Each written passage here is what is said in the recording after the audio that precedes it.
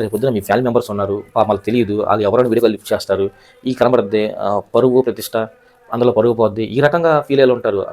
So, ఆళ్ళు మన చేతులారా మనం వాళ్ళని ఆహ్, అవగాహన కల్పించకపోతే రేపు వాళ్ళు ఇబ్బంది పడే అవకాశం ఉంటుంది. దానికి కారణం మనమే అవుతాం. వ్యూస్ మనకి ఇంపార్టెంట్ కాదు. మన ద్వారా ఒక్కడైనా సరే ఈ స్కామ్స్ మీద, ఈ సైబర్ క్రైమ్స్ మీద అవగాహన వస్తే అని మనం సేవ్ చేసినట్టే. ఒక ప్రాణాన్ని మనం సేవ్ చేసినట్టే. ఒక కుటుంబ పరువు మనం సేవ్ చేసినట్టే. సో, మ్యాటర్ దగ్గరికెళ్ళిపోదాం. ఏమైందంటే రీసెంట్‌గా మనకి స్కామ్స్ అనేవి పెరిగిపోయినాయి. వివిధ రకాల్లో ఈ ఈ స్కామ్‌లనేవి జరుగుతున్నాయి. ఆటిలో చాలామంది ట్రాప్ అయ్యి బలైపోతున్నారు. డబ్బులు కోల్పోతున్నారు. అండ్ అలాగే ప్రాణాలు కూడా కోల్పోయిన సిట్యుయేషన్స్ అయితే మనం చాలా చూసాము. నిన్న నైట్ నాకు 1:30 ఆ టైంలో మా ఫ్రెండ్ నుంచి ఒక ఫోన్ అయితే వచ్చింది. సడన్‌గా నైట్ టైం ఫోన్ చేసేసరికి నేను కొంచెం భయపడ్డాను. ఆడిని ఏంటా అని అడిగితే ఆడు ఎక్కడున్నావు అని అడుగుతున్నాడు. సో, నాకింకా హై బీపీ వచ్చేసింది. ఈ టైంలో ఎక్కడ ఉంటావురా ఇంట్లో ఉంటామని చెప్పి ఆడినైతే తిట్టేశాను. ఆడు నిదానంగా అసలేం జరిగింది ఏంటనేది చెప్పుకొచ్చాడు. ఆడికి ఇన్‌స్టాగ్రామ్ నుంచి ఒక అమ్మాయి అకౌంట్‌తో మెసేజ్ అయితే వచ్చింది. హాయ్ అని వచ్చింది. వీడు హాయ్ అని మెసేజ్ పెట్టాడు. తర్వాత మీ ఫోన్ నెంబర్ కావాలి అంటే దేనికి అంటే మీతో కొంచెం డిస్కస్ చేయాలి. నాకు ఇన్‌స్టాగ్రామ్ అయితే అంత కన్వీనియంట్‌గా ఉండదు. మీ వాట్సాప్ నెంబర్ ఇవ్వండి. నేను వాట్సాప్‌లో చాట్ చేస్తా అని చెప్పిందంట. సో, మనోడు నమ్మి వాట్సాప్ నెంబర్ అయితే ఇచ్చేసాడు. నెంబర్ ఇచ్చిన వితిన్ 2-3 మినిట్స్‌లో మనోడికైతే వీడియో కాల్ అయితే రావడం జరిగింది. ఈ వీడియో కాల్ వచ్చినప్పుడు మనం జనరల్‌గా వీడియో కాల్ లిఫ్ట్ చేస్తాం కదా! లిఫ్ట్ చేసినప్పుడు వీడియోలో చూస్తున్నాడు. చూస్తే ఒక అమ్మాయి మంచం మీద కూర్చుంది. ఆ వీడియో కాల్‌లో ఒక అమ్మాయి ఉంది. ఆ అమ్మాయి మంచం మీద కూర్చునుంది. బట్టలయి ఉన్నాయి. వితిన్ 10-15 సెకండ్స్‌లో వీడియో చేంజ్ అయిపోయింది. వీడియో చేంజ్ అయిపోయి ఆ అమ్మాయి ఇలా డ్రెస్సు మొత్తం తీసేసింది.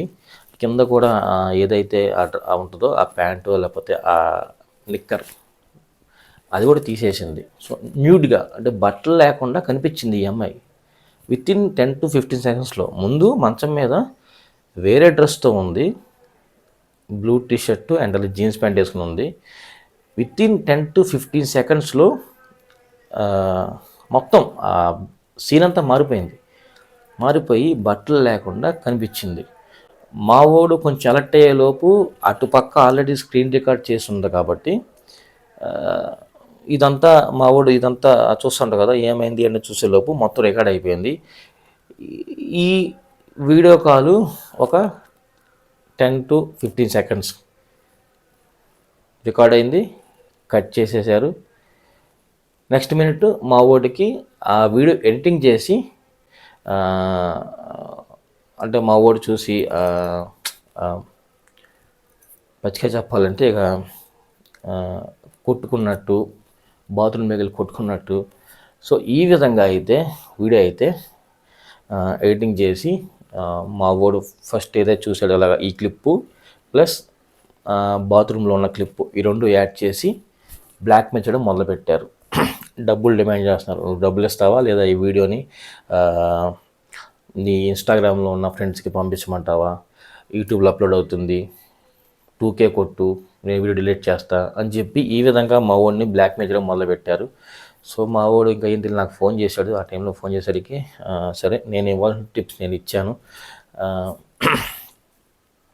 కుదిరితే స్టేషన్‌కి వెళ్ళి ఒక కంప్లైంట్ ఇచ్చేయి. వాళ్ళు చూసుకుంటారు అని చెప్పాను. బట్ ఈ టైంలో వెళ్తాం కరెక్ట్ కాదేమో అని చెప్పి సరే ప్రస్తుతంగా అయితే అన్ని బ్లాక్‌లో పెట్టేశాం కదా! ఆడు మళ్ళీ మెసేజ్‌లు ఏం చేయట్లేదు అని చెప్పి సో, ఈ విధంగా అన్నాడు. అండ్ నేను ఒకటే చెప్తున్నాను అబ్బా! అన్నోన్ నెంబర్ నుంచి ఈ వీడియో కాల్స్ కానీ ఏమైనా వచ్చినప్పుడు ఫస్ట్ మీరు చేయాల్సింది ఏంట్రా అంటే ఫోన్‌కి ఏదో ఒక అడ్డు పెట్టండి. ఈ థంబ్ ఉంది కదా! ఈ థంబ్‌ని ఇలా కెమెరాకి ఇలా పెట్టేయండి. పెట్టేసి ఎవరు అనేది చెక్ చేసుకున్న తర్వాత అప్పుడు మీరు కెమెరాకి మీ ఫేస్‌ని చూపించండి. ఎవరు అనేది కన్ఫర్మ్ చేసిందని తెలిసినోళ్ళు ఓకే.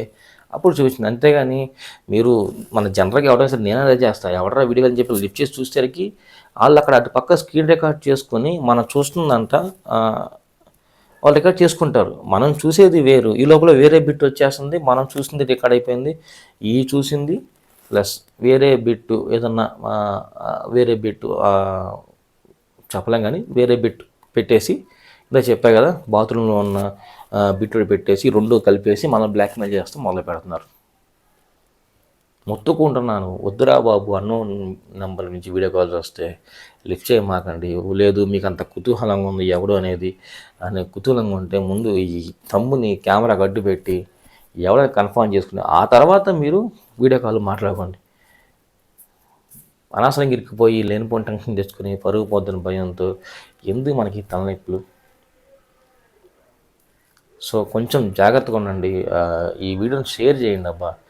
ఎందుకంటే మీ ద్వారా మీ ఫ్రెండ్స్ ఎవరన్నా ఒక 2-3కైనా అవగాహన వచ్చినా, లేదా రేపొద్దున మీ ఫ్యామిలీ మెంబర్స్ ఉన్నారు, వాళ్ళకి తెలియదు, వాళ్ళు ఎవరైనా వీడియో కాల్ లిఫ్ట్ చేస్తారు, ఈ కనబడద్ది పరువు ప్రతిష్ట అందులో పరుగు పోద్ది, ఈ రకంగా ఫీల్ అయ్యి ఉంటారు.